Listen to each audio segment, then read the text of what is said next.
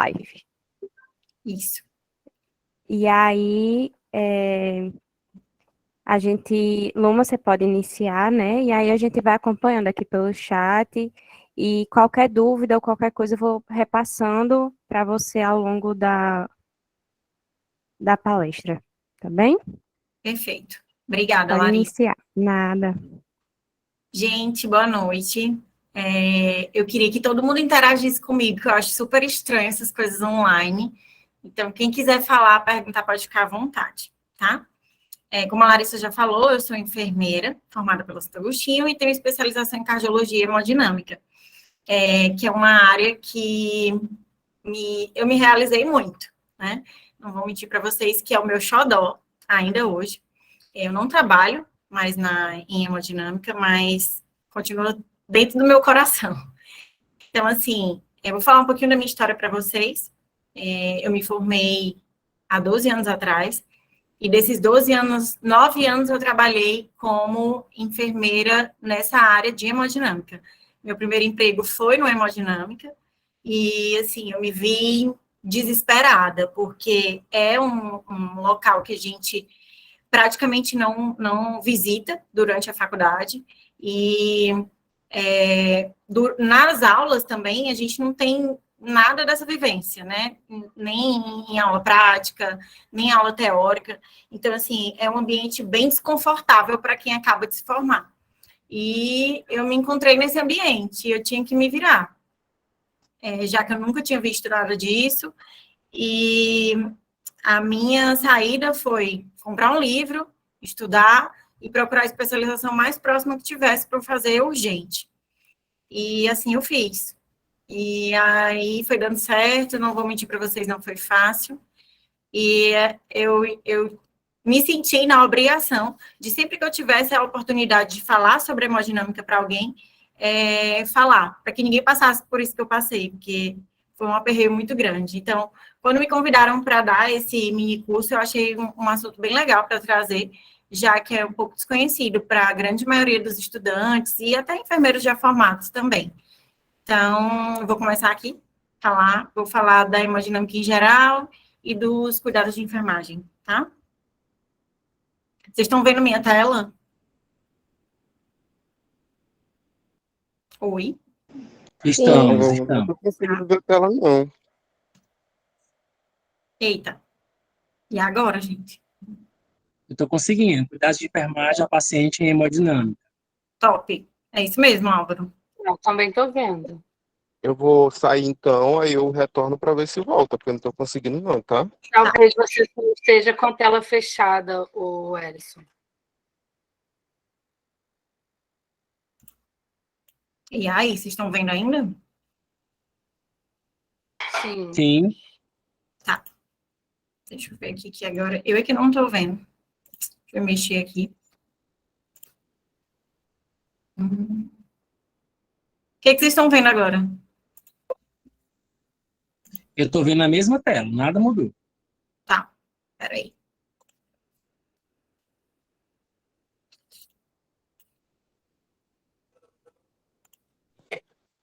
O compartilhamento, Agora saiu.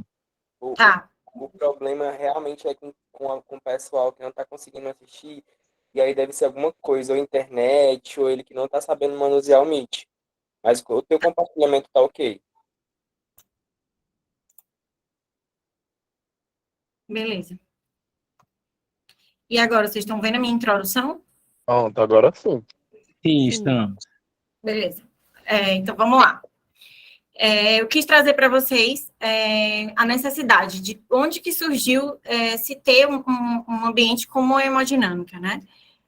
As doenças cardiovasculares, elas podem ser classificadas por enfermidades que comprometem os vasos sanguíneos, que são as artérias, arteríolas, veias e vênulas, e o miocárdio, e apresenta alta incidência mundial de indivíduos acometidos. Então, como a gente sabe, as doenças cardiovasculares, elas são as doenças que causam mais mortes no mundo inteiro, né? No Brasil, são 20% dos óbitos que são decorrentes dessas doenças, né? Essa é uma informação de 2016. Eu acredito que deve ter aumentado, tá? Atualmente. e nós podemos definir as doenças cardiovasculares como uma consequência do processo de aterosclerose, que ocorre nas paredes dos vasos, causando uma oclusão, gerando, assim, um desequilíbrio entre a oferta e demanda de oxigênio. Tá? É a obstrução, né, que a gente já conhece como obstrução de uma veia, de uma artéria, de uma arteríola, e até mesmo das vênulas, né, pode acontecer. Os fatores de risco para desenvolver aterosclerose são hipertensão arterial, diabetes, dislipidemia, obesidade, sedentarismo, herança genética, que está aí em primeiro lugar, inclusive eu devia ter colocado ela no número 1 aí, porque, assim, quando a gente trabalha com um paciente que tem um histórico familiar já de uma doença coronariana, ele pode morrer até de outras causas, mas se for feita uma autópsia dele, ele tem lá a doençazinha na coronária dele. Então, assim, o principal de todos desses fatores é a herança genética, tá? Que associada a algum desses outros fatores de risco, só se agrava ainda mais. O tabagismo também é bem importante, tá? Então, vamos falar um pouquinho de hemodinâmica, né? Que das intervenções em si, as intervenções percutâneas por catéter, elas tornam-se um processo hemodinâmico inovador, sendo o mais realizado no mundo, utilizando um método para diagnosticar e realizar o tratamento de doenças cardiovasculares através da visualização radiográfica e uso de contraste. Então, assim, como é que funciona um procedimento feito em hemodinâmica? Através de catéteres, a gente acessa o vaso que a gente quer estudar, primeiramente, e através de uma injeção de contraste, a gente consegue ver com raio-x ao vivo o resultado dessa injeção de contraste, né? A gente consegue avaliar artérias, veias, coronárias. Então, assim, esses avanços tecnológicos no serviço de hemodinâmica, eles permitem não só o aumento no número de procedimentos através de catéteres, mas também a redução de custos e complicações associadas, visando uma melhor e maior acurácia no tratamento. Por que eu gosto sempre de falar de custo? Quando a gente fala em hemodinâmica, muita gente já pensa assim, é um procedimento muito caro, um stent é 15 mil reais, mas para fazer um cateterismo é muito caro, uma angiografia, uma embolização de aneurisma, né? Então, sempre que se fala em hemodinâmica, se sabe que o custo é alto. Porém, se a gente for colocar isso na ponta do lápis, por exemplo, uma cirurgia cardíaca, um paciente que faz uma cirurgia cardíaca, ele fica aproximadamente uns 4 a 5 dias na UTI. E o custo de UTI a gente sabe que é bem caro, né? Então, assim, um procedimento desse, que é minimamente invasivo, esse tempo de UTI desse paciente já é reduzido, ou às vezes ele nem vai, né? Então, assim, se a gente for pensar, acaba ficando uma coisa pela outra, ou até, às vezes, até mais barato, tá? Apesar de ser o custo do procedimento mais alto, o pós sai mais barato, tá? E a hemodinâmica, falando mais diretamente, o cuidado ao paciente acometido por doença arteriosclerótica é um cuidado de alta complexidade, que soma-se a isso um setor com tecnologias inovadoras, extremamente dinâmico, materiais muitíssimo específicos e de alto custo, uma equipe multidisciplinar, resultando em um setor completamente peculiar, que exige do enfermeiro atribuições não só com expertise técnica, mas também científica, gerencial e organizacional.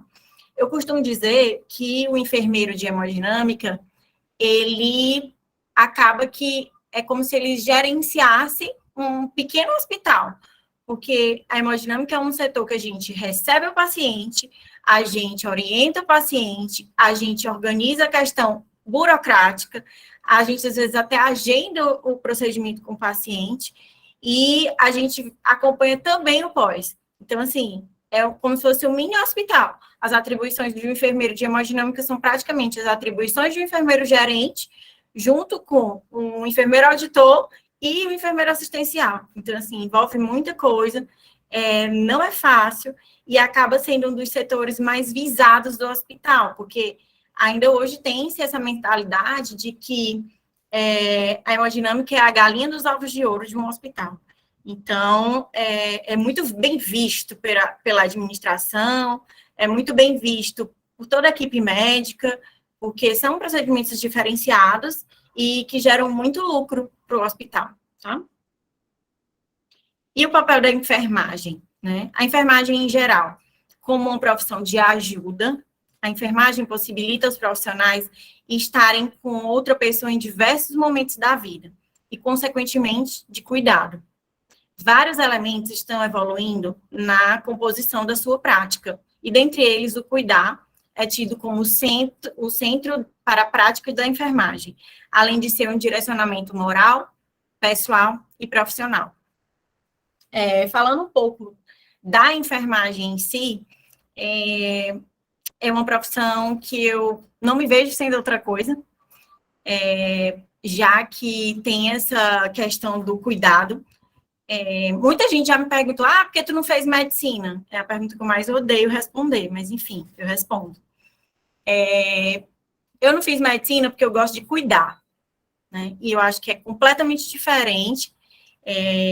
A gente, enfermeiro, a gente tá ali com o paciente do começo ao fim, né? Desde a hora que ele entra no hospital até o momento da alta. O médico, ele vai, faz o procedimento que tem que fazer, ou responde o parecer, ou prescreve uma medicação, e deixa o paciente com a gente. Então, quem cuida somos nós. E isso não é diferente, tá? No setor de hemodinâmica. A gente cuida do paciente desde a hora que ele chega até a hora que ele sai. Então, o momento da alta. O paciente fez uma angioplastia e foi para a UTI. A gente tem que visitar na UTI, tá? Então, não é simplesmente abandonar o paciente e deixar esse cuidado para outra pessoa. Como a gente sempre diz, enfermagem é continuidade. Então, a gente tem que acompanhar toda essa evolução dele, certo? Gente, vocês estão me ouvindo? Eu acho tão estranho falar sozinha. Estamos. Tá. Sim, professora. Tá, obrigada. A enfermagem na hemodinâmica. Hemodinâmica é uma palavra originária do grego, né?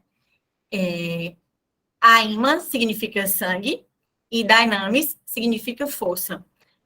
E significando o estudo dos movimentos do sangue e dos fatores que nele intervêm. Então, o que quer dizer hemodinâmica?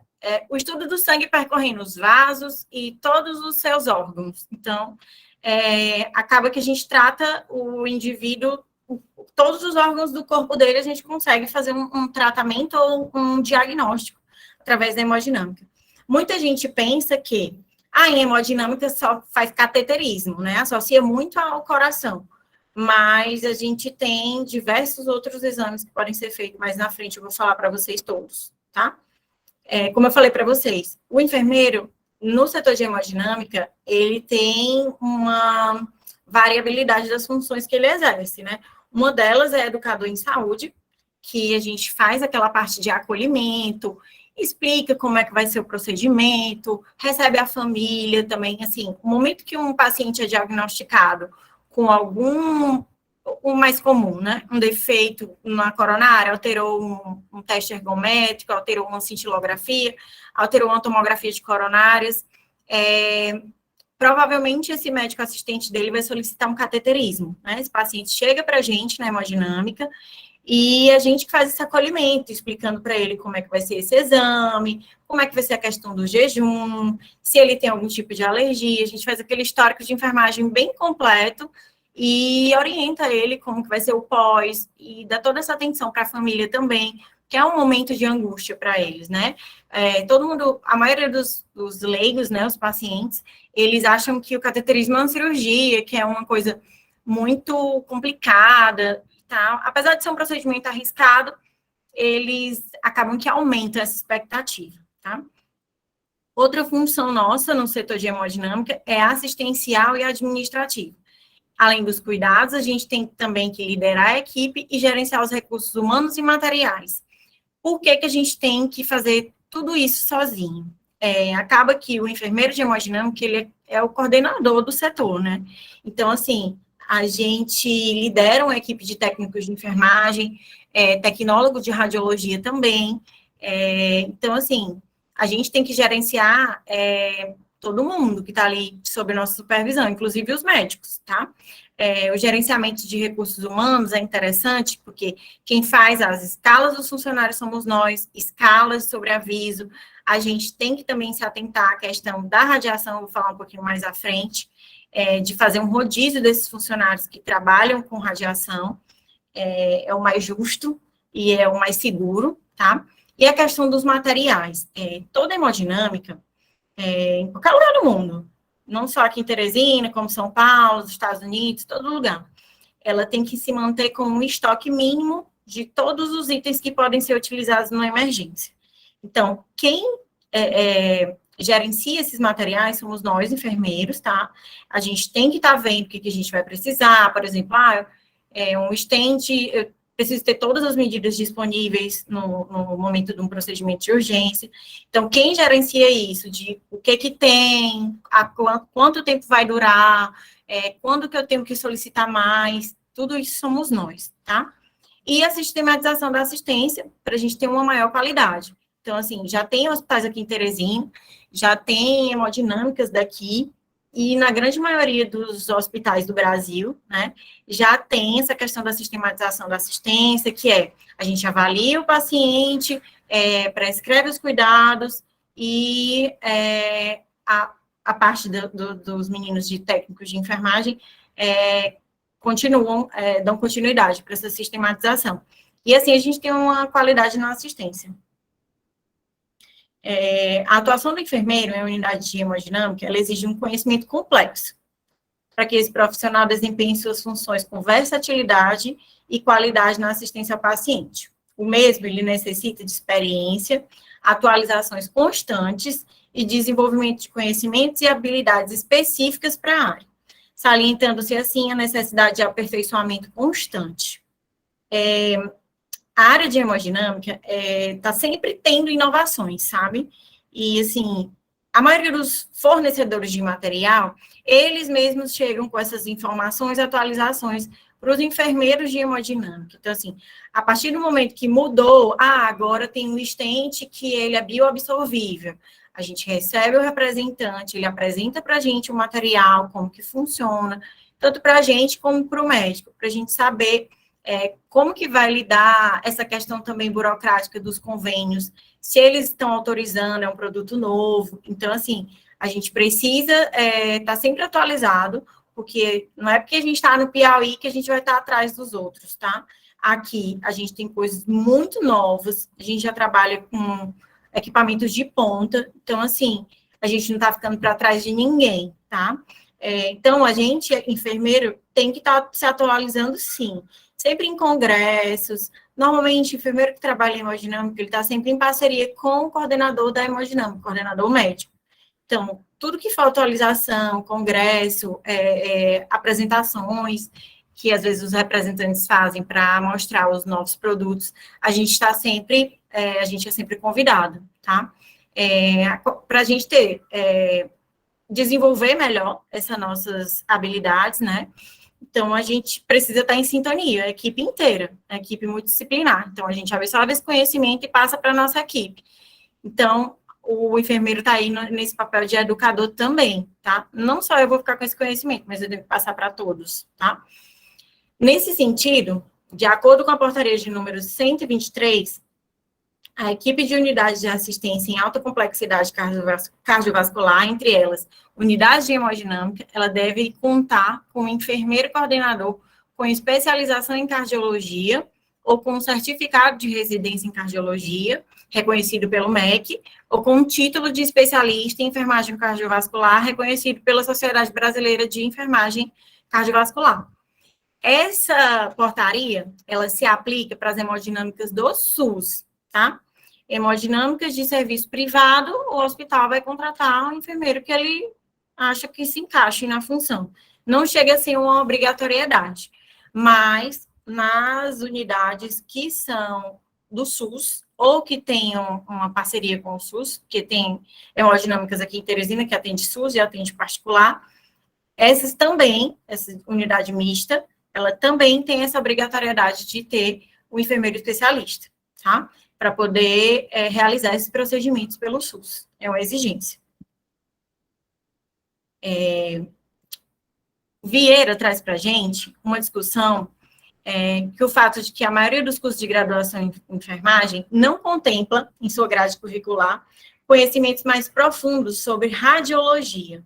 Porém, para um bom funcionamento dos serviços de angiografia e hemodinâmica, o enfermeiro hemodinamicista ele precisa ter conhecimentos básicos sobre essa especialidade, incluindo direitos e deveres desses profissionais. Vocês lembram que eu falei mais no comecinho, mais aqui atrás, que a gente também é responsável pelos tecnólogos de radiologia, que trabalham manuseando esses equipamentos que a gente tem na hemodinâmica, são equipamentos que fazem raio-x. Então, onde tem raio-x, tem que ter o tecnólogo de radiologia para poder manusear esses equipamentos. Essa parte aí, pelo menos, não é com o enfermeiro, tá? Mas a gente que gerencia eles. Então, a gente tem que estar por dentro dessa questão da legislação para trabalhar com radiação, tá? Tanto para esses profissionais, tecnólogos de radiologia, quanto para a nossa equipe de enfermagem, tá? Tem um diferencial, tem a questão da insalubridade. Além da insalubridade, existe a periculosidade por estar se trabalhando com radiação. Então, tudo isso tem que ser informado, a gente tem que manter nossa equipe em sintonia também dos direitos deles, tá? Eu sempre gosto de enfatizar essa questão de que todo mundo trabalhando em equipe, a gente tem um resultado melhor. Então, não adianta eu beneficiar um, não beneficiar o outro. Então, assim, a gente sempre que trabalha em hemodinâmica tem que procurar fazer essa rotatividade para ninguém sair perdendo, né? Trabalhar com radiação, a gente sabe que é acumulativo, a gente, infelizmente, a enfermagem, ela não tem um diferencial para quem trabalha com essa área, e como tem os tecnólogos de radiologia, que eles se aposentam um tempo mais cedo, para a gente não, acaba sendo do mesmo jeito, né? Independente de eu trabalhar com radiação ou não, eu só vou me aposentar com 30 anos de serviço, tá? Essa afirmativa, ela reforça a ideia de que para atuar nessa área, o enfermeiro precisa realizar cursos, uma pós-graduação, que o instrumentalizem para tal. Então, assim, a gente precisa estar sempre atualizado da nossa função, né, que é para a gente poder coordenar um setor com qualidade. Então, assim, eu preciso estar alinhado com toda a minha equipe. Como eu falei no começo, a equipe de hemodinâmica é uma equipe multidisciplinar, desde médico, tem algumas aqui em Teresina que tem até psicólogo, tem secretário, recepcionista, tecnólogo de radiologia, como eu já falei, tem os médicos, e a nossa equipe de enfermagem, certo? Então, a gente tem que estar sempre atualizado para passar esse conhecimento para todos eles. E agora aqui, a parte mais legal, os procedimentos realizados na hemodinâmica. Como eu falei para vocês, quando a gente fala em hemodinâmica, todo mundo já lembra da parte cardiovascular, né, da parte cardíaca. Mas não é só isso, tá? Então, assim, comecei logo aqui falando dela. A gente tem aqui o cateterismo cardíaco, né, em primeiro lugar, que é o mais conhecido. Nesse quadrinho da direita, a gente tem uma angioplastia coronária. A gente pode ver aí um pontinho de obstrução, que foi tratado com stent, e a gente vê no quadro do lado a coronária desobstruída, né? E é essa imagenzinha que a gente tem aí do raio-x, só que ela não está parada não, tá? Lá na hemodinâmica ela fica em movimento, é ao vivo. Então, assim, os índices de radiações são altíssimos, e a gente precisa, sim, se preocupar, tá? Existe também a angioplastia primária no infarto agudo do miocárdio, é aquela angioplastia que o médico já entra com um exame, uma emergência, né? O paciente já chega no hospital com dor precordial, com toda aquela sintomatologia de infarto, e a gente já entra no procedimento para fazer direto a angioplastia, tá? Na maioria das vezes, um paciente eletivo, que a gente chama, né? Aquele paciente que veio de casa com a solicitação de cateterismo, ele faz o cateterismo, observou que tem essa obstrução e pode ser tratada num segundo momento, não é uma obstrução tão grave. Precisa de um tratamento? Precisa, mas não é uma emergência. Então, o médico solicita angioplastia, ele faz num segundo momento. Essa é a angioplastia coronária percutânea, normal. A angioplastia primária no infarto agudo é aquele paciente que chega na emergência com toda a sintomatologia, altera as enzimas cardíacas, altera eletro, então é um paciente que a gente precisa levar para a sala de hemodinâmica e já sabendo que vai ter uma angioplastia ali, já é algum paciente para a gente tratar de imediato para tirar ele da emergência, tirar ele da dor, tá? Existem também as valvoplastias, pulmonar, aórtica e mitral, são tratamentos de válvula por via percutânea, né, por catéter, não vai precisar abrir o peito para fazer esse tratamento. Também tem o fechamento das comunicações intracardíacas, como um implante de prótese, por exemplo, o paciente que tem uma comunicação intraatrial, já existe uma prótese que eles conseguem colocar também por catéter e tratar essa obstrução. A gente não precisa também levar o paciente para a cirurgia cardíaca, abrir o peito, né? A inserção de balão intraórtico, que já é um recurso, assim, já chegou aqui para a gente em Teresina, se eu não me engano, em 2014. É um recurso que a gente utiliza para fazer o papel de bomba do coração.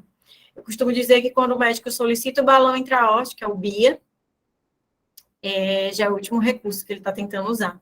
Então, assim, é usado em pacientes gravíssimos, que tem, algumas vezes, eles têm um músculo cardíaco bem sofrido já, e tem algumas situações que eles vão precisar utilizar o balão intraórtico. Então, também tem o implante de marca-passo, que é essa fotinha aí de baixo. A gente tem um raio-x de um paciente com marca-passo, tá? Esse marca-passo aí, por sinal, é unicameral. Vocês estão vendo aí um catéterzinho, né, saindo do gerador. Eu sei que ele é unicameral porque só tem um catéter. Ele só vai estar em uma das câmaras do coração, que é o ventrículo. Pelo raio-x, a gente também consegue identificar que ele está aí no ventrículo, tá? Existe marca-passo bicameral e existe os ressincronizadores também, que aí eles têm, o ressincronizador tem 3 cabos e o marca-passo bicameral tem 2, que aí ficaria um no átrio e outro no ventrículo, e a gente também consegue ver pelo raio-x, tá? Outros procedimentos cardiológicos que são feitos na hemodinâmica são os de eletrofisiologia cardíaca. O que é essa eletrofisiologia cardíaca? Ele vai trabalhar a parte elétrica do coração, tá? Vai ver essas questões das arritmias, né? Esses são os tratamentos e diagnósticos das arritmias. A gente tem um estudo eletrofisiológico. No estudo eletrofisiológico, a gente só vai estudar a causa dessas arritmias, né? É um pouco mais tranquilo, diferente da ablação, que já é o tratamento. A ablação das arritmias por radiofrequência. É como se fosse uma cauterização do foco que está causando essa arritmia. E esse foco, ele é descoberto no estudo eletrofisiológico. O paciente faz um Holter, tem um teste ergométrico alterado, tem um mapa também com alteração de pressão, juntamente com o Holter alterado. Então, normalmente os médicos indicam o estudo eletrofisiológico. Mas é muito raro eles fazerem só o estudo eletrofisiológico. Como eles sabem já mais ou menos um diagnóstico, quando eles têm um laudo de um Holter, eles já entram no procedimento para fazer tudo junto, né? Para evitar que o paciente seja puncionado 2 vezes na femoral e esse tipo de problema. O paciente ficar internado por 2 vezes, podendo resolver tudo de uma vez só, tá? Aí aqui eu botei umas fotinhas para vocês. Vocês conseguem ver minha setinha aqui? Ou não? Tô vendo minha Dá setinha. pra ver bem Eu pouquinho, tô mas dá pra ver. conseguindo. Segue sim. Pronto. Aqui nesse quadrinho azul, eu estou mostrando para vocês como que é um cateterismo. A punção do cateterismo, ela pode ser tanto aqui pela femoral, tá? Independente do lado, tá? Ele pode funcionar qualquer um dos 2 lados. Ela pode ser radial. A punção é por onde o catéter vai passar. O médico punciona com gel ou com agulha de punção. E a partir daqui ele passa um introdutor. Mais na frente eu vou mostrar para vocês a fotinha do introdutor. E a partir dessa punção, ele passa o catéter por dentro desse introdutor para chegar até aqui as coronárias, certo? Tanto por via femoral, por via radial ou por via braquial, tá? Ele pode usar essas 3 vias, certo? Mas a mais utilizada hoje está sendo a radial, certo? Só quando o paciente tem alguma complicação na hora dessa punção, é que a gente opta pela femoral. Por quê? Quando o paciente faz um cateterismo pela radial, o médico já tira esse introdutor na sala e faz o curativo, né? Então, o paciente pode caminhar normalmente, ele tem no dia seguinte ele já pode voltar para suas atividades normais. Quando a gente faz essa punção por via femoral, também fica lá o introdutorzinho, o médico vai tirar, porém, a orientação é caminhar apenas 24 horas após, porque a gente tem aqui a punção de uma artéria bem calibrosa, né? E a gente não pode estar fazendo força depois desse curativo realizado, porque tem um grande risco de pseudaneurisma ou sangramento, tá? Mais à frente eu vou falar para vocês sobre esse curativo da retirada do introdutor, tá? Aqui nessa imagem da direita, a gente tem uma angioplastia. Como é que ela acontece? Aqui nessa primeira imagem, tem uma artéria com obstrução, né? A gente consegue ver aqui a gordurinha aparecendo. E a gente, para tratar, o que eles usam? O stent. Aqui em azul, a gente tem um balãozinho aqui por dentro, tá? E essa gradezinha aqui, toda bonitinha, é o stent, certo? O stent, ele vem montado em cima de um balão, tá? E lá, o médico tem, no final do stent, a gente tem uma saída que ele conecta uma seringa insufladora para poder insuflar esse balão. Cada balão, cada tamanho, ele vem com especificidade na caixa dele, informando qual é, até onde a gente pode aumentar, até onde a gente pode ir de pressão com esse balão, tá? Aí depois, ele esvazia o balão e o stent fica lá, e desobstrui essa artéria, certo? Aqui a gente tem um implante de marca-passo, como eu falei para vocês. Aquele lá do raio-x, ele era unicameral, né? Só tinha esse eletrodozinho aqui no ventrículo. O bicameral, a gente vê aqui, ó, que tem duas saídas aqui do gerador, dois cabos, que são os eletrodos. Um fica no ventrículo e o outro fica no átrio. Então, esse é um marca-passo bicameral. Então, as indicações são o paciente unicameral de acordo com as arritmias que eles têm. O arritmologista ou o cirurgião cardíaco, eles indicam o implante de marca-passo uni ou bicameral, tá? Aqui na esquerda, embaixo, a gente tem uma valvoplastia. Vocês lembram que eu falei que a gente consegue tratar uma válvula por via percutânea. Às vezes, essa é uma plastia, aqui nesse caso é uma plastia, que eles chamam como se fosse uma plástica da válvula. A válvula está com a dificuldade de abertura, não é uma dificuldade tão, não é uma dificuldade tão grande, que eles optam por tratar apenas com um balão. Como se fosse assim, forçando uma abertura para a válvula voltar a funcionar normalmente. Tá? Tem alguns casos que tem essa indicação. E eles usam aqui, como está na imagem, um balão para fazer esse tratamento, tá? Isso é uma valvoplastia. E aqui, na direita, temos uma ablação. Aqui nesse notebookzinho, a gente tem um polígrafo, tá? Que o médico fica vendo a atividade elétrica de todos os focos cardíacos para identificar qual o foco que ele vai precisar tratar. Primeiro ele faz o estudo eletrofisiológico aqui, tudo junto, né? Faz o estudo eletrofisiológico, identifica qual é o foco dessa arritmia pelo eletro, ele entra com um catéter pela femoral e o catéter, ele tem uma pontinha que ela cauteriza, né? E essa pontinha também, ela passa os sinais para esses cabinhos aqui, e através do polígrafo eles conseguem identificar uma mudança nesse traçado do eletro. Então, a partir daí, eles conseguem identificar qual é o foco dessa arritmia. Então, identificaram o foco, sabem a localização, aí ele vai para esse catéter e cauteriza esse vaso que está causando essa arritmia. Outros tipos de procedimentos que são realizados na hemodinâmica são os procedimentos da neuro, tá? Que às vezes ficam esquecidos. Tem algumas hemodinâmicas aqui que fazem praticamente só procedimentos cardiológicos, né? Mas acaba que a hemodinâmica abrange muita coisa. Dentre eles, a neurologia. Tem a angiografia cerebral, que é como se fosse um cateterismo do cérebro, né? Do mesmo jeito que se faz o cateterismo cardíaco, a gente pode fazer um cateterismo dos vasos cerebrais, que é a angiografia.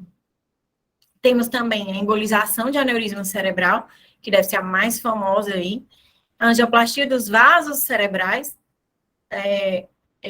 angioplastia de carótida, vertebral, outras artérias que a gente tem no cérebro também. Aí aqui eu vou repetir, Angioplastia e estente de artérias carótidas e vertebrais. Acontece muito, tá? A gente tem pacientes com doença aterosclerótica, eles têm muito alguma obstrução nas carótidas. Inclusive, é um dos exames que são solicitados como rotina, né? Que é a ultrassom das carótidas, dupla de carótidas. A embolização de má formação vascular e tumores de cabeça e pescoço, e a trombectomia mecânica e medicamentosa no AVC. A trombectomia é um dos procedimentos da neuro mais novos que acontecem, tá?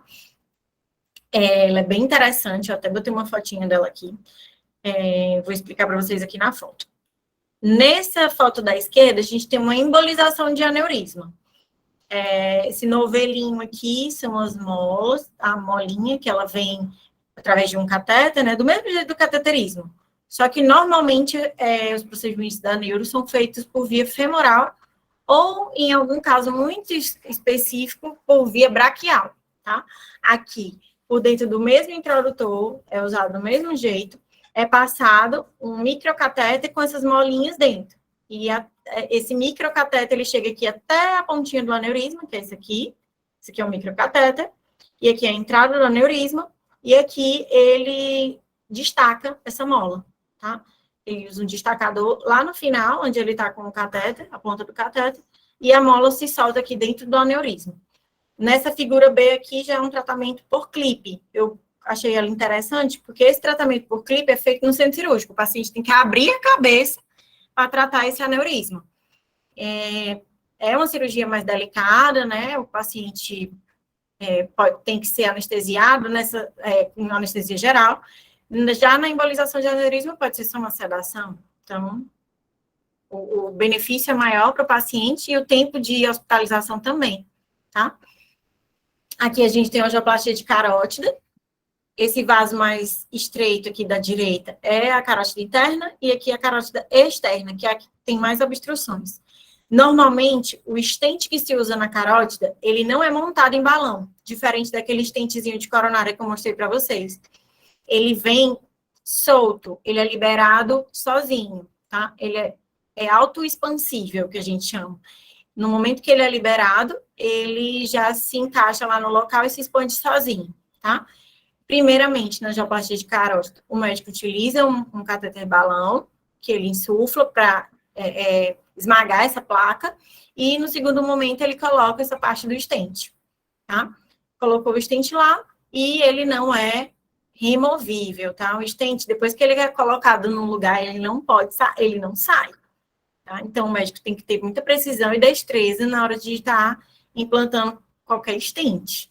Tem alguns estentes intracranianos que são removíveis, mas os de carótida e coronária não são. Então, ele tem que ter muita expertise na hora de fazer esse implante, tá? E aqui nessa figura de baixo, a gente tem a trombectomia. É um procedimento novo, relativamente novo. Ele chegou aqui em Teresina tem mais ou menos uns 5 anos, tá? Como que se realiza essa trombectomia? Ela é indicada para pacientes que têm algum coágulo em alguma das artérias cerebrais, né? Então, esse catéterzinho aqui, ele entra, né? Chega lá até o coágulo. Normalmente, o paciente está com AVC isquêmico, né? Por um coágulo. E ele passa, através desse catéter, esse emaranhado de fios aqui, que é o que desmancha esse trombo, e ele vai e usa um aspirador, tá? Ele vai quebrando esses trombos com essa redinha e para dentro do catéter é aspirado esse coágulo. Então, assim, é um procedimento bem inovador, tem ótimos resultados se for tratado a tempo. Então, assim, a gente tem uma janela aí de 4 horas para fazer esse tratamento do início dos sintomas. Então, o hospital ele já fica, a hemodinâmica que trabalha com trombectomia, que precisa ter o neuroradiologista, ele precisa saber fazer essa técnica, tá? Como é um procedimento novo, aqui em Teresina, se eu não me engano, só tem 2 que fazem, e nas hemodinâmicas que eles trabalham, já tem o equipamento que faz trombectomia em sala, tá? Então, como a gente precisa de tempo, a gente fala que tempo é cérebro, né? Então, tudo tem que estar à mão.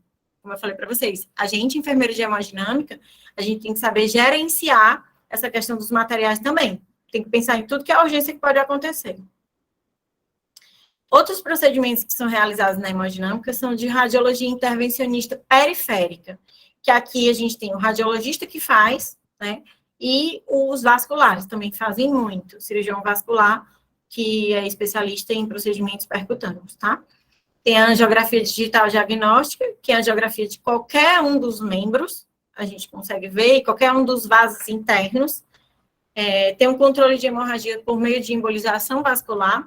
Um exemplo, um paciente teve uma lesão renal que está tendo um sangramento muito intenso e a gente consegue fazer a embolização desse vaso que está causando esse sangramento pela hemodinâmica, a gente consegue tratar tudo lá, né? Então, assim, são procedimentos mais diferentes, mais raros de acontecer, mas acontecem, tá? Tem também as angioplastias, estentes de artérias renal, aórtica abdominal, ilíaca, artéria dos membros inferiores, como eu falei para vocês.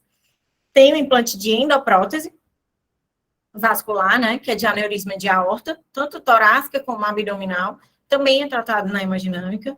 Tem a drenagem biliar, tem a embolização de mioma uterino, também é uma técnica que já é bem antiga, só que aqui em Teresina ela não é tão disseminada.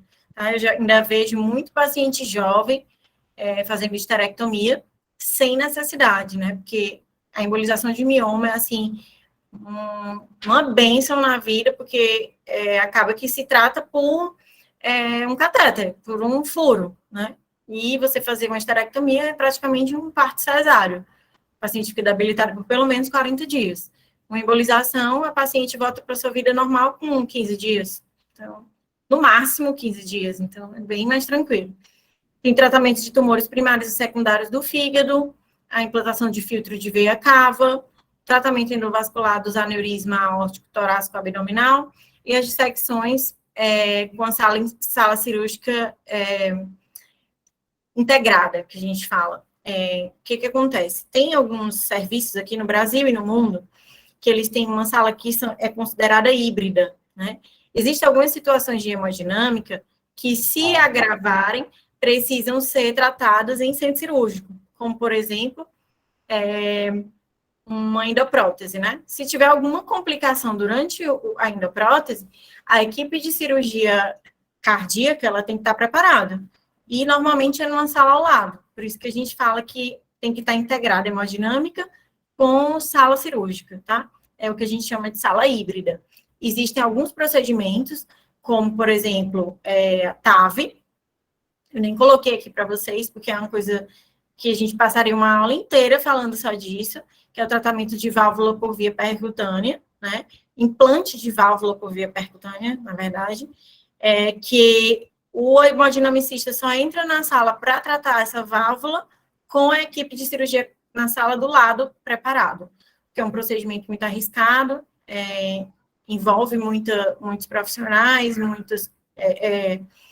muito delicado, né? Se essa válvula foi implantada no local errado, o paciente imediatamente tem que ir para a circulação extracorpórea e a gente precisa ter tudo à mão, tá?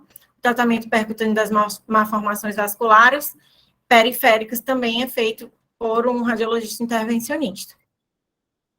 Eu trouxe para vocês aqui as imagens. Essa da esquerda superior, a gente tem um tratamento de endoprótese, né? Aqui é como se fosse um stent bem grandão, né? Como a gente sabe, a aorta é um vaso bem calibroso e existe o stent para tratar ela. Em alguns casos, né? Paciente que tem aneurisma de aorta, torácico, abdominal. Aqui no caso é abdominal. Já tem próteses assim bifurcadas, tem próteses que são só essa parte aqui. Tudo o médico calcula na hora da angiografia e já passa para a gente, enfermeiro, o material que ele vai precisar, e a gente providencia com o fornecedor, ou então a gente já tem em mãos, tá? Já tem lá na hemodinâmica, o médico avalia os tamanhos, tudo, para decidir como que ele vai tratar, tá? Essa imagem aqui em roxinho da direita é um implante de filtro de veia cava. Quando é que ele solicita um filtro de veia cava? Um paciente com história de trombose de membros inferiores, ele tem indicação de colocar um filtro de veia cava, para evitar que esse trombo venha lá dos membros inferiores, do pé, da perna, de onde quer que ele esteja, e migre para dentro do coração ou para o pulmão, causando um TEP, né? Então, assim, é para evitar esse tipo de complicação. Como a trombose, ela é transitória, né, depois de tratada, o paciente não vai precisar tomar anticoagulante para o resto da vida, e esse trombo vai desaparecer no momento da alta.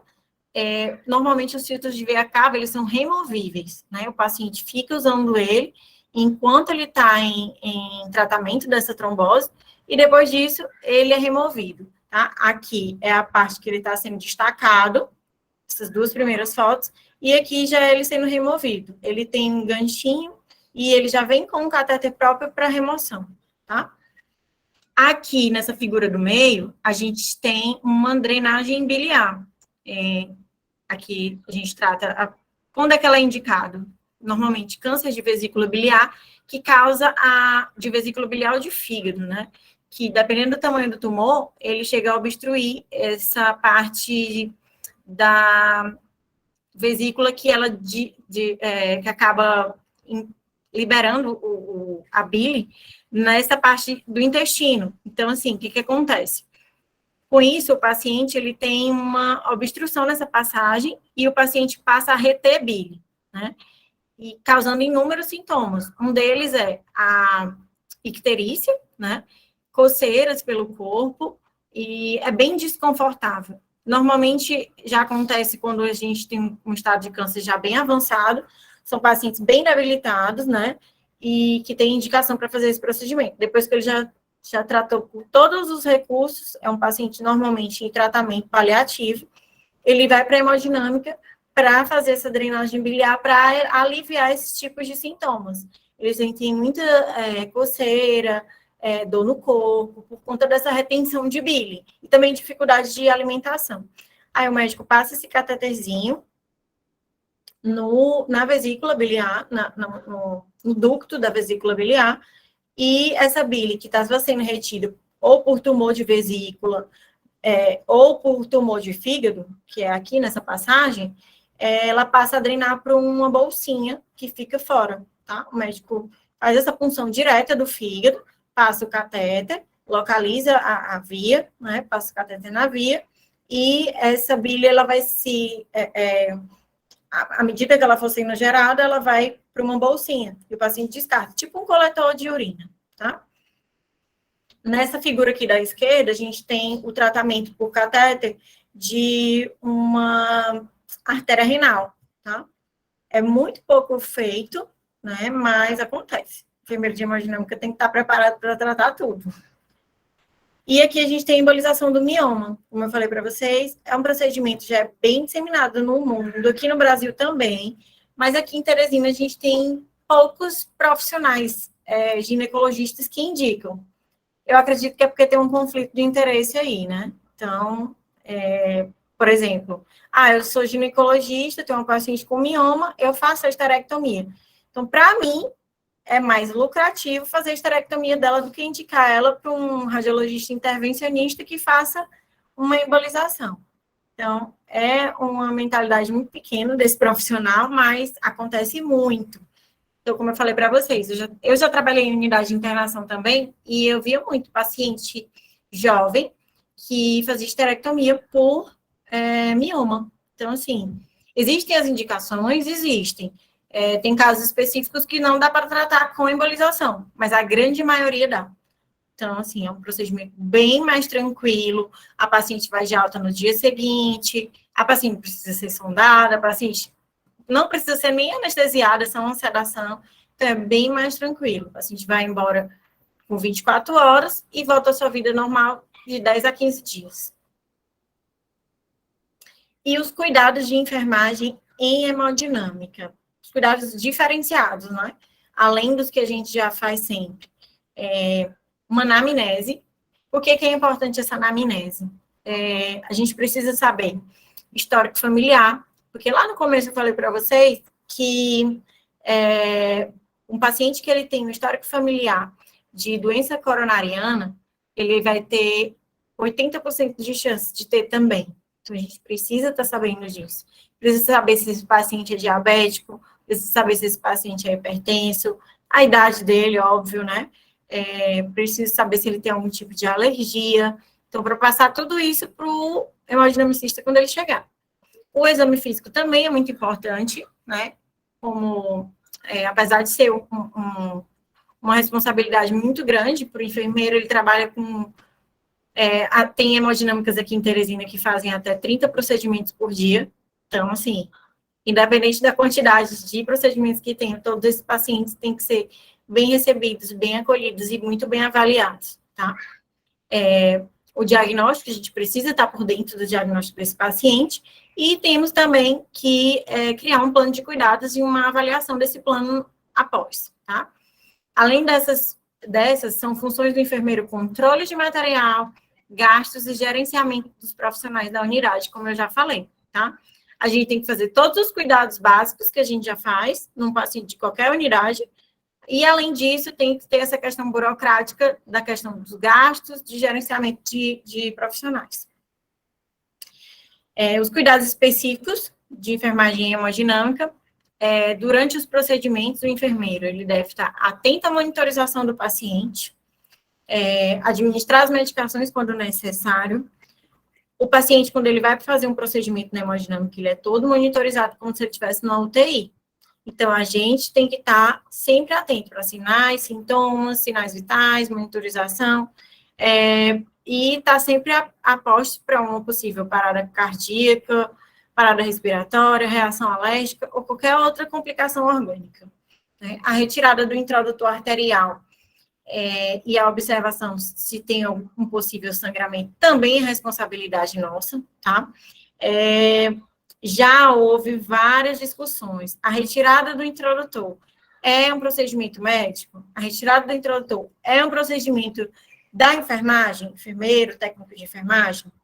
Então, eu procurei vários estudos, né? Já existem vários estudos falando sobre isso, e hoje é uma responsabilidade do profissional médico, hemodinamicista, né, intervencionista, e do profissional enfermeiro com especialização em cardiologia e hemodinâmica, tá?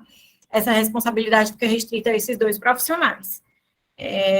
Por quê? Na retirada do introdutor arterial, a gente está trabalhando com um vaso bem grande, né? Não é qualquer pessoa que vai saber manusear esse tipo de produto, né? Que é o introdutor.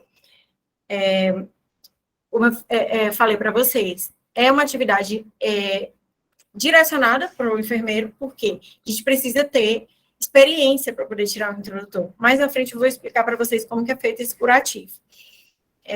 Porque existe pode acontecer de aparecer um pseudaneurisma, uma hemorragia interna nessa região do introdutor, um hematoma, que a gente chama, né?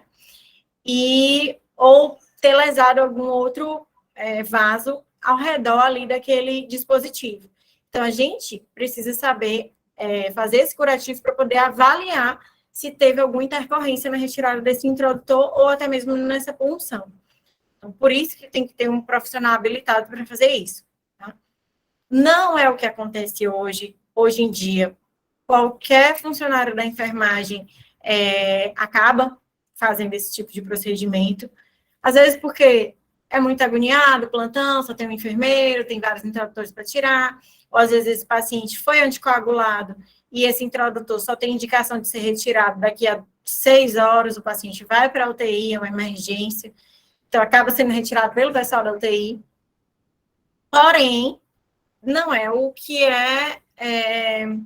não é o mais correto, né? Mas acaba acontecendo.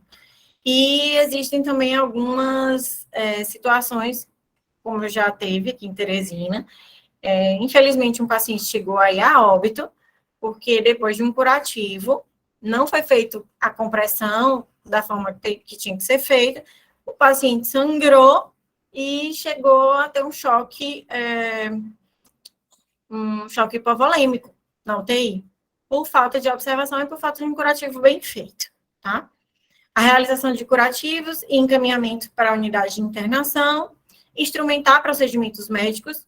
Existe, sim, essa possibilidade do enfermeiro de hemodinâmica fazer instrumentação numa angioplastia, numa TAV, que é um procedimento mais complexo, no implante de endoprótese. Então, assim, existem casos específicos que a gente, enfermeiro, pode sim instrumentar esses procedimentos.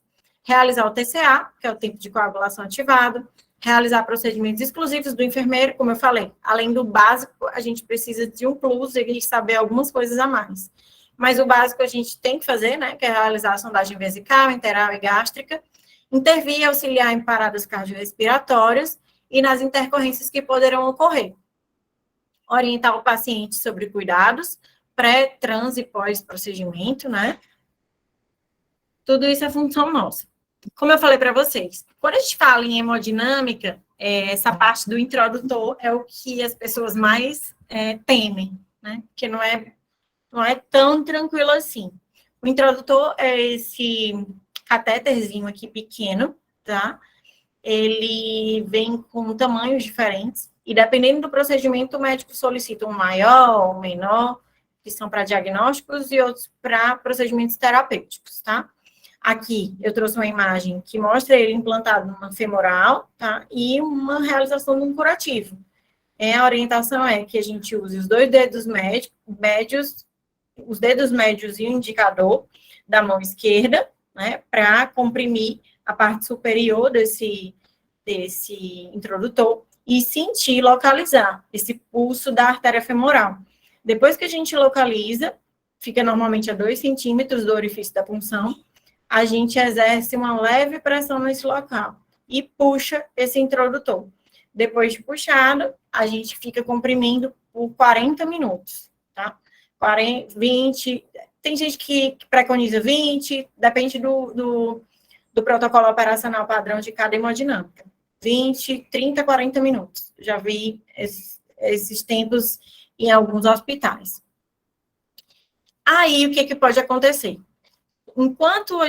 Depois que a gente faz esse curativo, é interessante que seja observada essa punção, apesar de fechada lá com o curativo, porque depois de fechado ele fica desse jeito aqui, que está a perna desse paciente.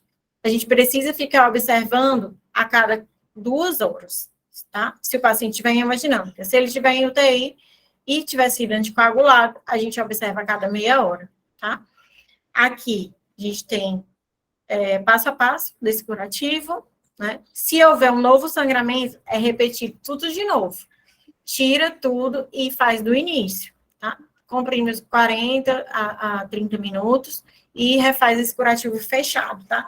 É um curativo compressivo fechado. Precisa de treinamento, na verdade, para fazer esse curativo. Ele é bem chatinho, mas os resultados são bons. O paciente tem médico que fala que para fazer a cada 6 horas, ele pode liberar para caminhar, e tem médico que orienta que caminhe a cada depois de 12 horas do procedimento, tá? Aqui eu trouxe para vocês também os curativos de radial. Ele é bem mais simples, o próprio hemodinamicista faz lá na hemodinâmica. Ele tira o introdutor e faz o curativo compressivozinho no pulso, tá? Que é o radial. Existem alguns materiais que facilitam essa questão do curativo. A gente tem essa pulseira compressiva, ela vem com um balãozinho aqui nessa região, coloca no pulso do paciente e insufla o balão bem no local do orifício de implantação do introdutor, tá? E, assim, cai nessa questão do valor, né? Então, assim, é um custo a mais para um procedimento, se o paciente, o hospital normalmente, o convênio normalmente não paga, e quando o paciente quer realmente usar, ele paga isso por fora, tá? Aqui a gente tem um dispositivo que ajuda a gente nessa questão da punção femoral, que chama selador hemostático. Ele trabalha com um colágeno, tá? Ele tem uma âncorazinha bioabsorvível dentro dele, que aí o médico libera essa âncora junto com esse colágeno e ele tampa esse buraquinho da femoral, tá? Evitando hemorragia ou pseudoaneurismas. Já é bem utilizado, os convênios já cobrem, e já é bem tranquilo utilizar em procedimentos por via femoral, tá?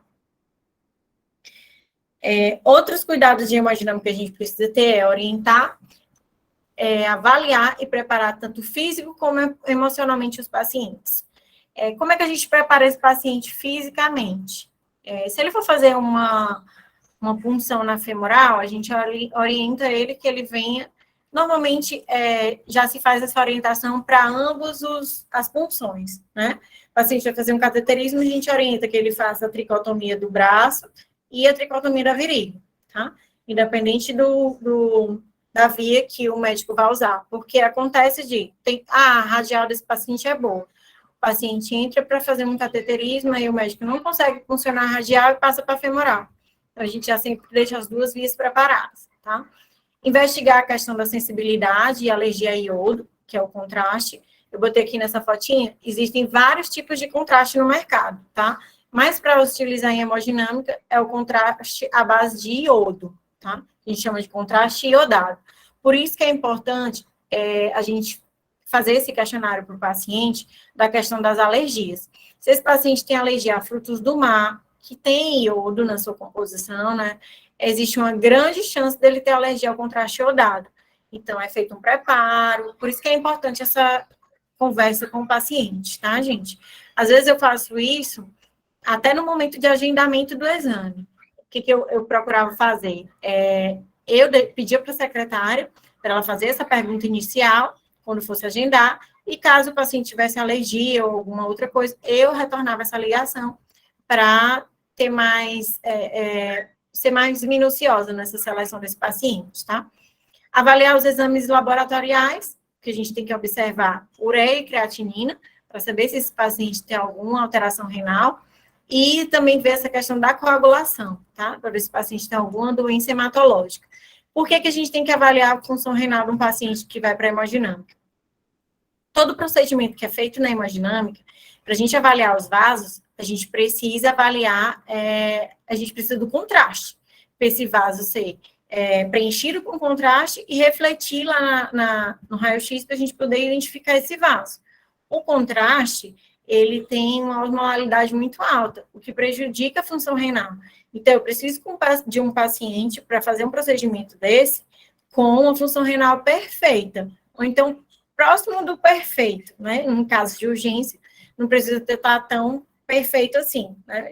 A gente avalia o custo-benefício para ver se dá para tratar assim.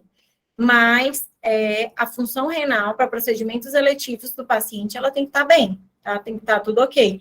E é função nossa, enfermeiro, avaliar esses exames, e no momento que o hemodinamicista chegar, a gente passa para ele se tiver alguma alteração, tá?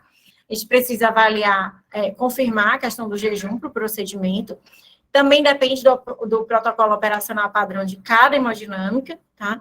O tempo de jejum, tem gente que recomenda 4 horas, tem gente que recomenda 6 horas, tem gente que recomenda 8 horas, dependendo do procedimento, tá? Checar os medicamentos de uso do paciente, principalmente hipoglicemia antes orais, devido ao efeito e interação com o contraste. Esse ponto é bem importante. A gente tem alguns hipoglicemiantes orais, mais especificamente a metformina. É um hipoglicemiante que ele interage com o contraste e prejudica a função renal do paciente. Então, a gente tem que saber se a medicação que esse paciente usa tem na sua composição metformina e suspender, também vai depender do protocolo de cada hemodinâmica, suspender de 4 a 3 dias antes de fazer o exame, para tirar, né, limpar o organismo dessa medicação e ele poder realizar sem nenhuma intercorrência, tá? Monitorar e preparar o paciente com técnicas assépticas adequadas. Todo procedimento feito na hemodinâmica, ele é um procedimento completamente estéril, como se fosse um procedimento cirúrgico, tá? O médico veste o avental, o paciente é coberto com os campos estéreis, então é completamente estéril o procedimento. Atentar-se ao traçado do eletro, como eu falei para vocês, o paciente que vai para a hemodinâmica fazer qualquer exame ou qualquer procedimento terapêutico, ele fica todo o tempo monitorizado, tá? E quem é responsável por olhar esse monitor somos nós. No exame simples, o paciente, ele não tem anestesista em sala. Então, quem é responsável por avaliar as funções dele, os sinais vitais deles, é nossa, tá? averiguar a necessidade de administração de algum medicamento, por exemplo.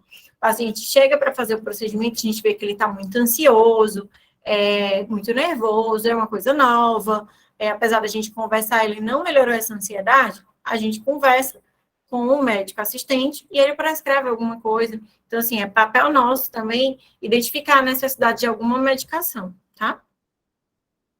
Aqui eu trouxe para vocês a foto de uma sala de hemodinâmica, para vocês verem o paciente todo cobertinho, aqui nessa figura da esquerda, todo cobertinho, todo estéreo, o médico também está todo estéreo, tá? Os equipamentos que entram em contato, que podem tocar esse campo, eles também são todos cobertos com esses plásticos em estéreo. Aqui tem o controle da máquina, ó, também coberto com plástico estéreo, que o médico que vai manusear isso aqui, tá? Tudo que tenha risco de tocar aqui no campo do paciente vai estar coberto com esse plásticozinho também estéreo, certo? Pra vocês verem que é tudo estéreo. E a quantidade de equipamentos que a gente tem aqui, né? Tem o foco, tem a máquina de hemodinâmica, os monitores. Aqui nesses monitores, a gente tem as imagens ao vivo, aparece a imagem gravada, o médico consegue controlar tudo por esse controle aqui da mesa. Ele controla aqui o arco cirúrgico, ele controla a imagem que ele quer ver, ele consegue parar essa imagem, fazer uma foto dessa imagem. Aqui também ele tem um polígrafo, que ele acompanha também a PAI desse paciente, né, que é a pressão invasiva.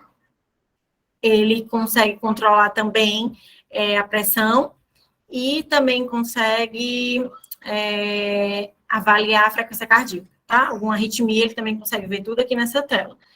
E a gente, além do profissional enfermeiro em sala e do instrumentador, a gente tem o tecnólogo de radiologia, que também fica para auxiliar o médico nessa questão das imagens, tá? E toda sala de hemodinâmica tem uma salinha menorzinha, que a gente chama de comando, né? A sala de comando, que é onde fica também o tecnólogo de radiologia, onde o médico vê as imagens novamente, de tudo que foi feito, e faz o laudo, tá? Na atividade gerencial, como é que esse enfermeiro vai atuar? Ele é responsável pela conferência de materiais, equipamentos e medicamentos, solicitar compra, previsão e provisão de materiais. Vocês lembram, né, que eu falei para vocês que a gente tem que ter essa noção do que foi usado, o que precisa ser reposto. Normalmente isso é feito diariamente, né, dependendo do volume da rotatividade dessa hemodinâmica. A gente tem que estar em contato ou com o almoxarifado do hospital, ou até mesmo com os representantes para estarem repondo esses estoques, tá?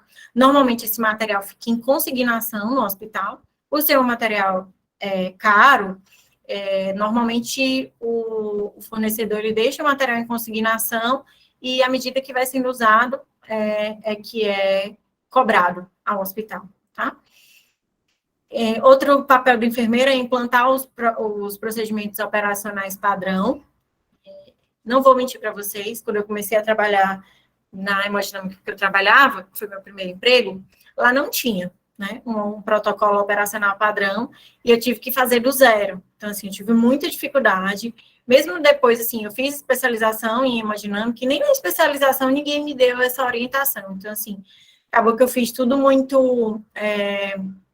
foi muito na tora mesmo, né, posso dizer que foi mesmo na tora, que eu precisava disso, né, para certificar a minha hemodinâmica, de que a gente estava trabalhando, caso tivesse uma fiscalização, a gente precisa apresentar.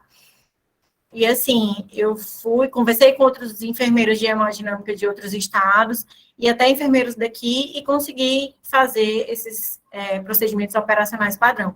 Coisa que a gente não aprende na faculdade, né? Então, assim, é também uma coisa bem específica, para fazer o POP da hemodinâmica, né? Confeccionar escalas mensais, como falei para vocês, essa atividade gerencial é nossa, tá? As escalas mensais, diárias, de férias, e faltou aqui do sobreaviso, participar de reuniões com a chefia e demais serviços de apoio. Essas reuniões com a chefia, volta lá para aquela situação que eu falei para vocês, que a hemodinâmica é vista em todo hospital como a galinha dos ovos de ouro. Então, o administrativo do hospital, ele é muito focado nesse setor.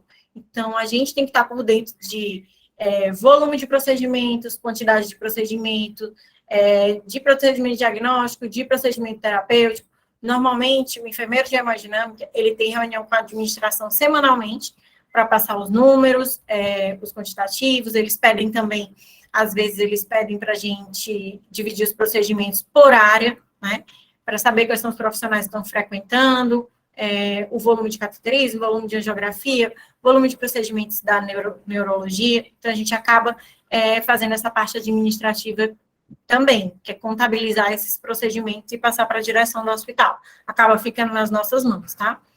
Realizar a educação permanente, né? Como eu falei para vocês, a gente absorve o conhecimento dos representantes nos congressos e leva todo para a nossa equipe, tá? Supervisionar o serviço de enfermagem e das secretárias. Solicitar a manutenção dos equipamentos também é com a gente, e também com o tecnólogo de radiologia, conferir o estoque, inspecionar materiais para reprocessamento, conforme a resolução 2605 de agosto de 2006, tá?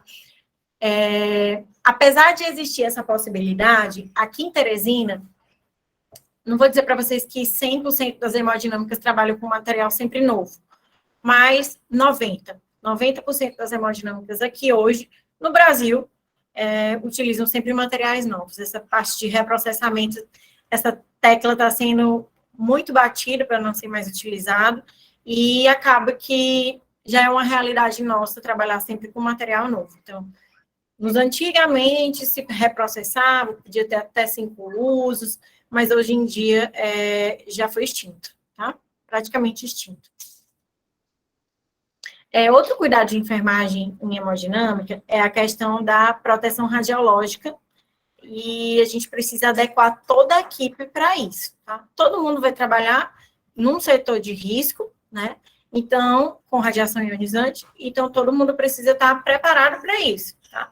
Embora o risco de radiação seja minimizado com as medidas educacionais e com o uso correto dos equipamentos de proteção individual, para que haja um adequado monitoramento e para que se reduza esse risco, são absolutamente necessários programas de qualidade, os quais precisam ser implementados de forma global. Então, assim, existe também aqueles funcionários que não gostam de seguir regras, né? A gente orienta, a gente dá o treinamento, mas, infelizmente, a gente ainda precisa inspecionar e cobrar. O hospital disponibiliza os equipamentos de proteção individual, né, que são os aventais de chumbo, o protetor de tireoide, como tem essa mocinha aqui vestida, usando o avental de chumbo, e aqui o protetorzinho de tireoide, tá?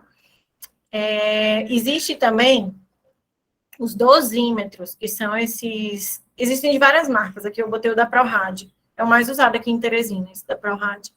É um dispositivozinho que a gente usa aqui por cima do avental, e ele é trocado mensalmente, tá?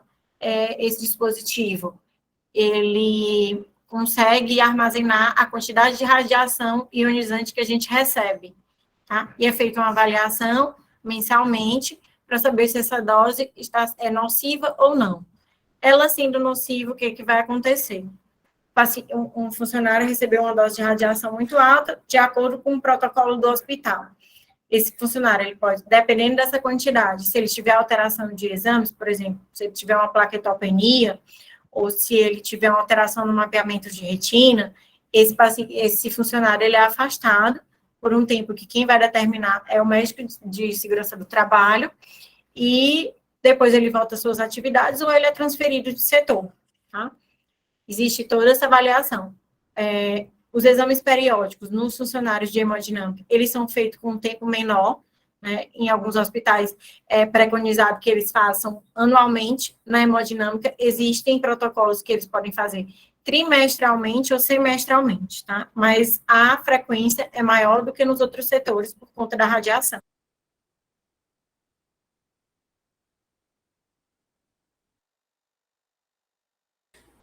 Prof, o áudio desligou.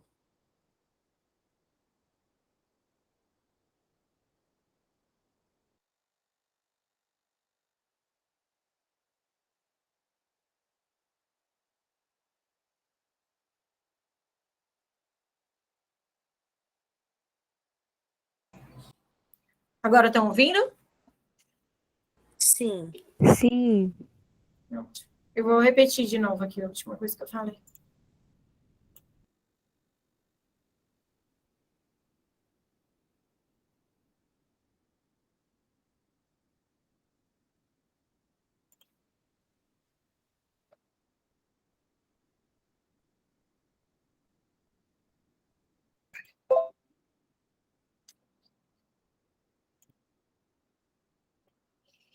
Pronto, vou repetir esse slide aqui, tá? Vocês ouviram a parte que eu falei do dosímetro? Sim, toda essa parte que a senhora falou, a gente conseguiu ouvir até a parte que a senhora explicou, a avaliação trimestral, semestral. Pronto, perfeito. Tá. Então, aqui eu botei também essa imagem para a gente ver, toda a equipe vai usar, tá? O dosímetro. Desde o técnico de enfermagem, enfermeiro, todo mundo que tem acesso à sala de hemodinâmica, ele vai utilizar o dosímetro, tá? Também precisa existir a criação de uma rotina para a liberação do uso de salas de hemodinâmica após sua instalação e a realização das manutenções preventivas e corretivas deve obedecer critérios rigorosos. Por quê? Existe uma situação que a máquina de hemodinâmica, ela pode estar emitindo radiação demais. Então, isso é avaliado pelos nossos dosímetros, né?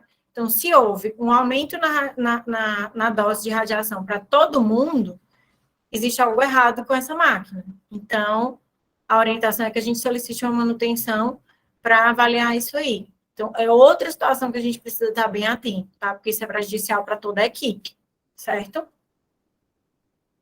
Aqui, como eu mostrei para vocês naquela foto anterior, eu trouxe todos os equipamentos utilizados em hemodinâmica. Aqui é o arco, tá? Não sei se está dando para ver, mas aqui tem tipo um acrílico, né? Como se fosse um escudo, né?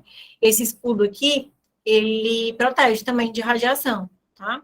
E ele fica aqui próximo ao médico, entre o médico e o paciente, e ele é dessa forma transparente para o médico poder estar vendo o rosto do paciente, porque na grande maioria dos procedimentos de hemodinâmica o paciente faz acordado ou com uma sedação, tá?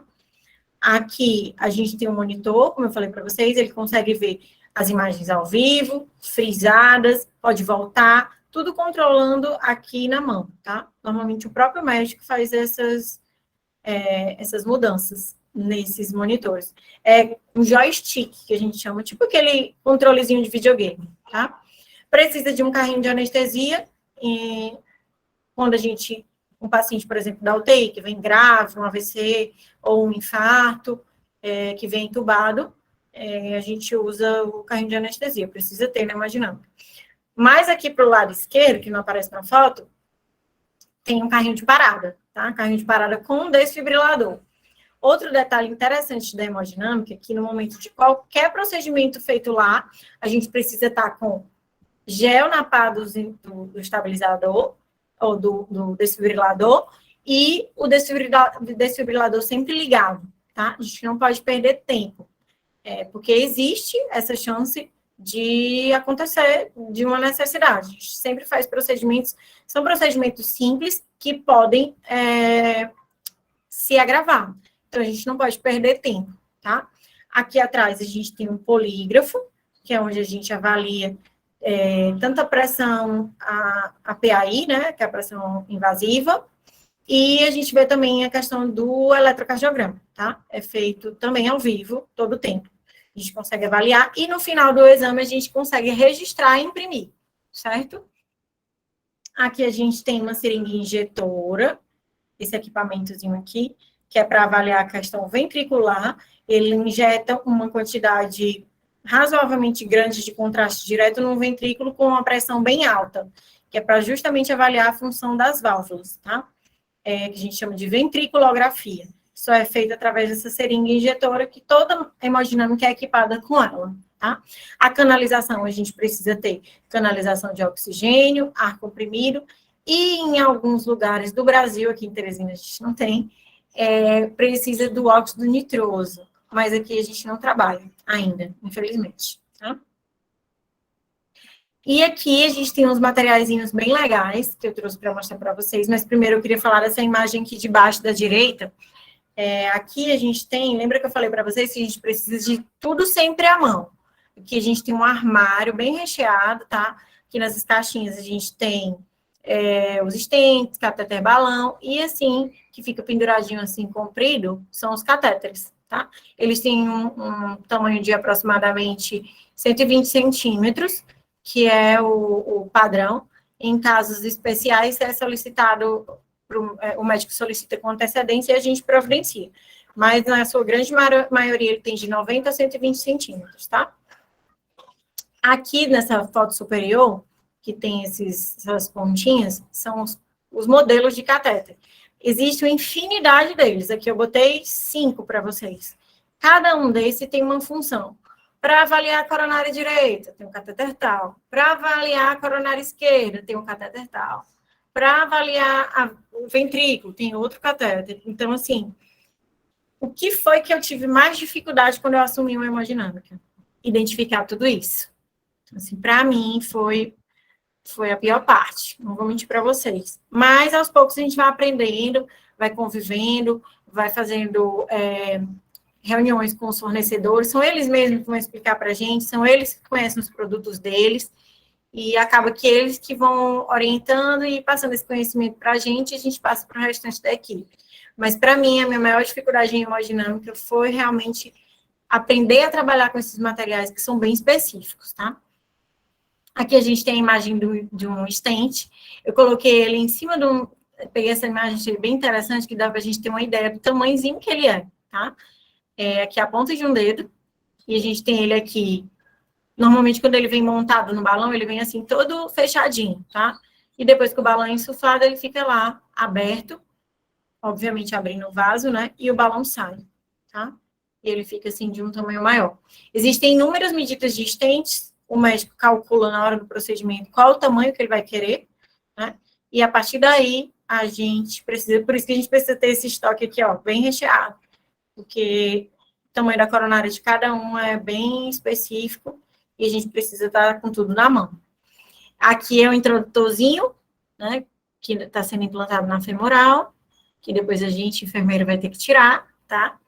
E aqui a gente tem o marca-passo, que ele é desse tamanhinho aqui, bem bonitinho, aí esse aqui é um bicameral, como eu falei para vocês, tem dois eletrodos, né, um vai ser implantado no átrio e outro no ventrículo. E é isso, gente. Eu espero que vocês tenham gostado. Quem tem alguma dúvida pode perguntar. Estou me sentindo muito sozinha aqui. Podem falar. Fiquem à vontade. Agora que eu estou vendo aqui o chat. Espera aí, vou olhar. Eu sou técnico em radiologia médica, com especialização em radiologia industrial. Que top, hein, Jefferson? Arrasou. Gente, se tiverem qualquer dúvida, podem vir colocando aqui no chat. A Larissa botou. Nunca soube disso. Muito melhor para a mulher do que esterectomia. Tá, vocês verem, né? Quase ninguém sabe dessa embolização de mioma. Tem algum link para confirmar a presença? Eu não sei. É a Larissa que vai responder. Monitoria. Sim, terá lista de frequência. Pronto, já respondi. Professora, qual a diferença entre o curativo compressivo, que é feito quando é retirado do catéter de hemodiálise, ou é o mesmo? É diferente, tá? O catéter de hemodiálise, normalmente, ele tem um calibre maior e ele fica numa veia, né? Então, assim, não tem aquela chance daquele sangramento intenso, como a de uma artéria que pulsa lá de acordo com o coração e a frequência e a pressão do paciente, né?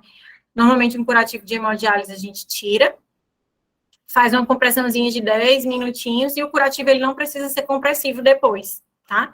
Já o curativo de introdutor, ele é feito e mantido compressivo. Ele é feito, como eu falei, com a pressão de... Tem locais que preconizam 20 minutos, outros 30 e outros 40. Eu sou mais precavida, eu prefiro segurar 40 minutos e fazer um curativo bem compressivo após, tá? E ficar avaliando esse membro para ver se não está tendo um fechamento de fluxo. Quando a gente faz um curativo muito apertado...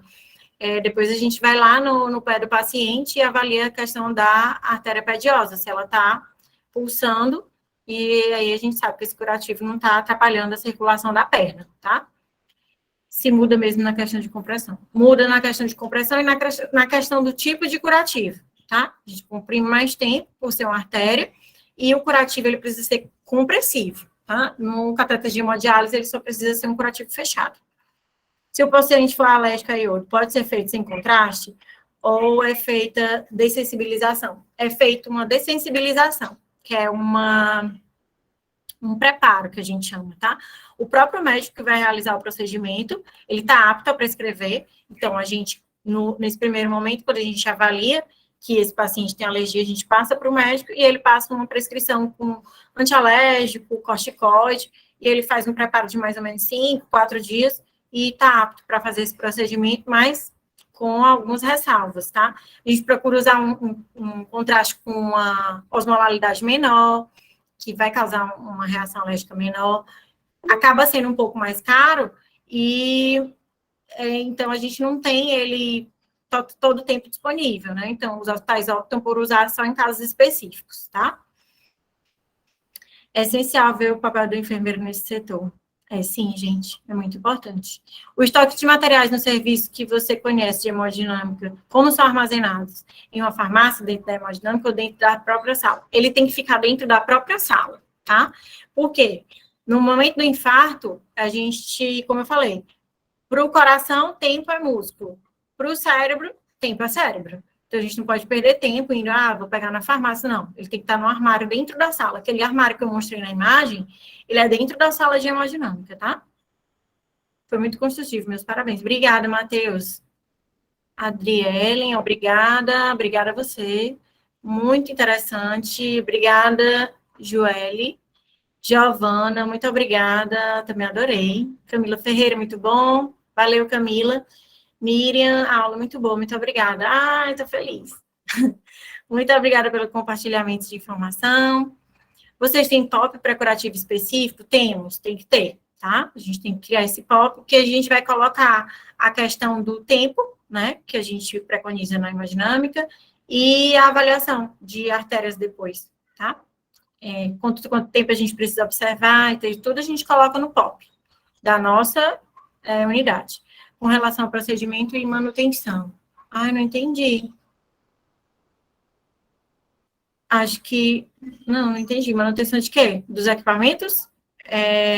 A gente que cria também, tá? Coloca no POP. Excelente, show. Álvaro, obrigada, seu lindo. Tamires, valeu, Tamires, adorei a aula. Muito obrigada, Paula. Gabriele, maravilhoso, Luma. Obrigada. Obrigada a você, Gabriele.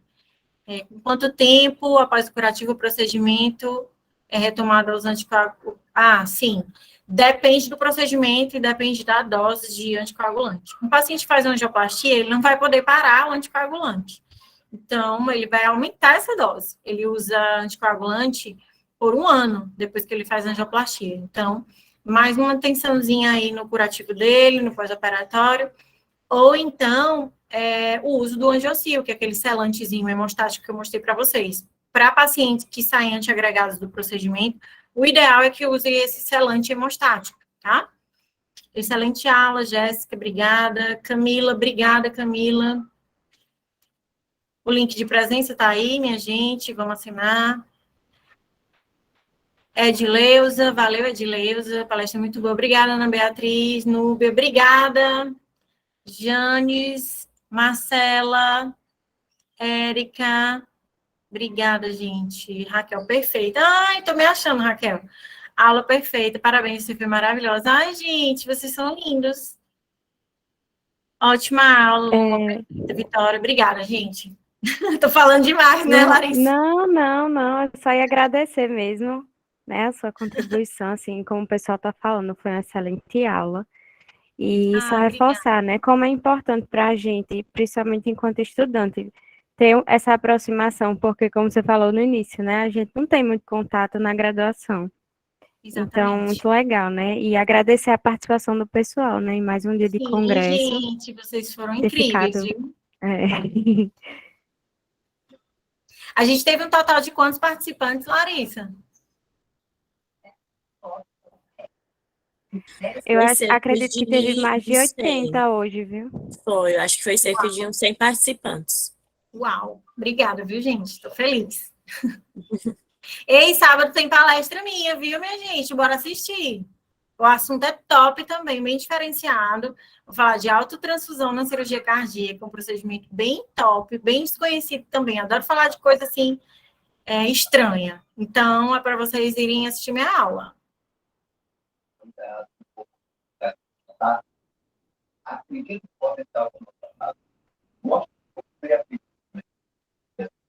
Daniel, eu não estou te ouvindo.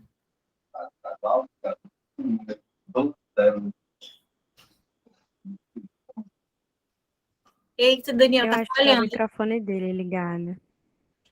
Ah, tá. Pensei que ele estava perguntando alguma coisa. E é isso, gente. Alguém tem mais alguma dúvida?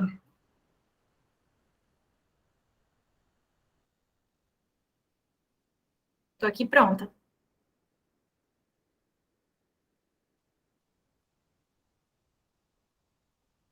Acho que a gente pode encerrar, né, Larissa? Sim, acho que o pessoal já perguntou, né? Pelo Sim, que eu tô vendo aqui, acho que acho eu que não tem respondi mais todo mundo dúvidas. no chat. Isso. Pronto. Pois então, a gente aguarda vocês no sábado. Muitíssimo obrigada. Estou super feliz. Tanta gente participou. E é isso. Espero que vocês tenham gostado.